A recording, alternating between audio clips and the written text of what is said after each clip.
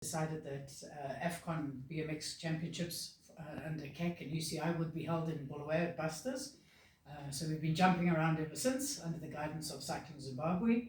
A local organising committee was set up comprising of the 3 clubs, 2 in Harare, Bike Addicts Harare BMX, and then here in Bulawayo Busters. So between those heads and the Cycling Zimbabwe head of BMX, Kuda Kwashe Mswakwa, she has led us to today.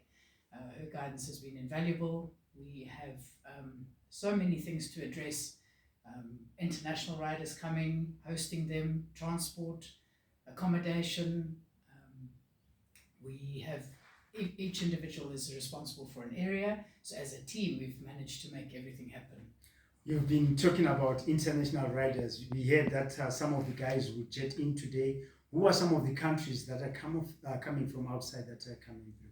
Well, for the first time ever at AFCON, we have 4 countries represented in the competition. So Zimbabwe has the biggest contingent with nearly 70 riders. We have more than 30 riders coming from South Africa.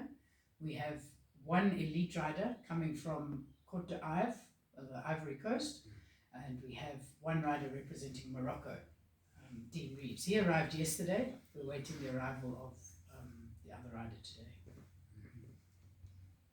And just looking at the numbers that you've already spoken of, Zimbabwe coming through with 70 riders, what's the total number of athletes that you're expecting? We have more than 100 entries. We are waiting on clarification for some of the entries, but I'm expecting 100 or more. And some of the medal hopefuls that you have for Zimbabwe? Oh, our medal hopefuls. We have quite a number because in the last year or 2, Zimbabwe has been coming up in the rankings.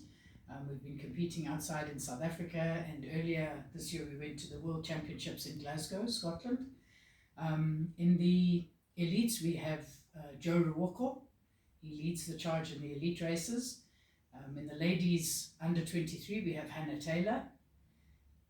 Going further down, we have in the 14-year-olds, we have Emmanuel Gore and Vale, we call him, our South African counterpart. He lives in South Africa, but he represents Zimbabwe.